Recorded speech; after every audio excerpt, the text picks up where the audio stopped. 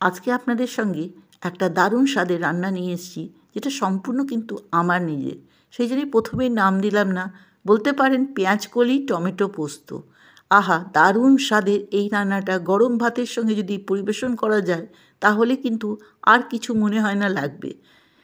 আজকে রান্না করতে করতেই ভাবছিলাম আপনাদের সঙ্গে শেয়ার করা যাক। তো রেসিপিটা প্রথম থেকে শেষ পর্যন্ত অবশ্যই অনুরোধ রইল দেখার।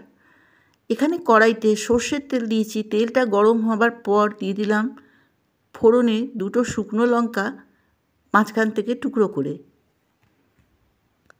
তারপর এখানে পেঁয়াজ শাকের যে পেঁয়াজটা ছিল সেটাকেই আমি ফালি করে কেটে দিয়ে দিলাম। বললাম তো এই রান্নাটা একদমই আমার নিজের রান্না। টুকরিতে কি থাকে তরকারি দেখে হঠাৎ করে মাথায় পোকা কামড়ালো, আজকে এই রান্নাটা করি। তো এই রান্নাটা এবার ফোড়নে কয়েক দানা মেথি দিলাম। এখানে আমি পেঁয়াজটা কিন্তু কোনো লাল করব না, দেখুন হালকা লাল হয়েছে।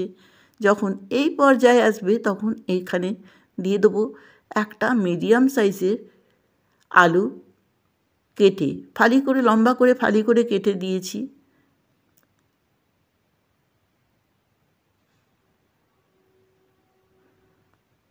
নতুন রান্না করতে আমার কিন্তু খুব ভালো লাগে, আর আপনাদের সঙ্গে নতুন রান্না করলেই মনে হয় যে আপনাদের সঙ্গে শেয়ার করি।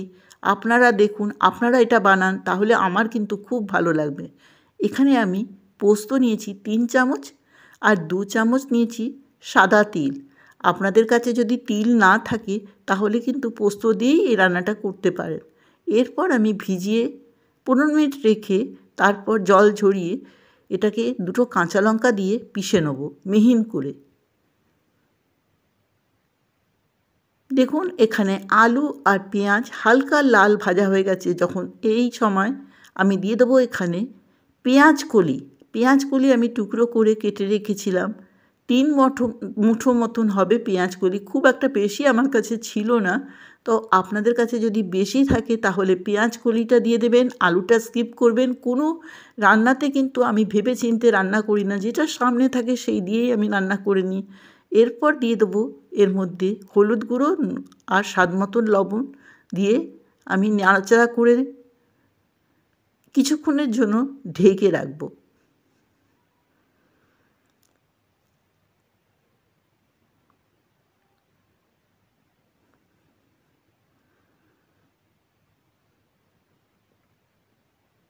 এই 10-15 মিনিট পর ফিরে এসেছি।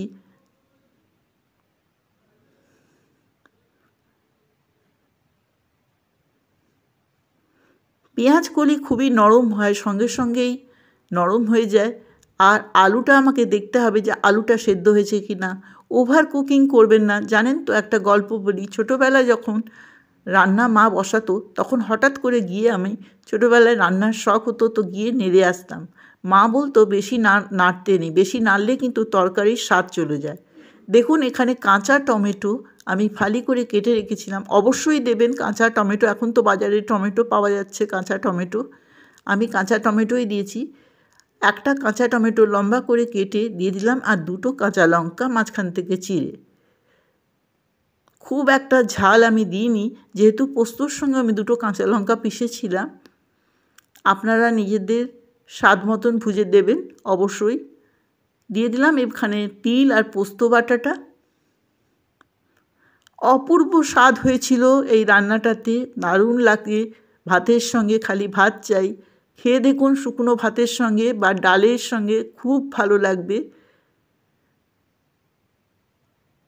আর যদি আজকের রেসিপিটা আপনাদের নতুন লাগে বা ভালো লাগে, অবশ্যই একটা কমেন্ট করবেন। আপনাদের কমেন্ট আমি পড়ি, খুব ভালো লাগে।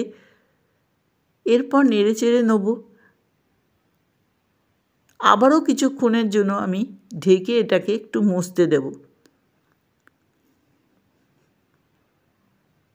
আর দেব সর্ষের তেল, অবশ্যই দেবেন সর্ষের তেল। এর স্বাদকে কিন্তু দ্বিগুণ করে দেবে। দেখুন টেক্সচারটা দেখুন কত সুন্দর হয়েছে খেতে।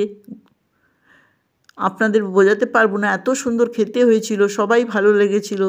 এই দারুণ স্বাদের এই পেঁয়াজকলি টমেটো পোস্ত একবার বানিয়ে দেখুন। আমি কিন্তু জল দিইনি, যদি জল প্রয়োজন হয় এই যে উপর দিয়ে সাইড দিয়ে দিলাম, এই রকমই দিয়ে ঢেকে স্ট্যান্ডিং টাইম দিয়েছিলাম, তারপরেই পরিবেশন করে দিয়েছিলাম এই পেঁয়াজ কলি টমেটো পোস্ত।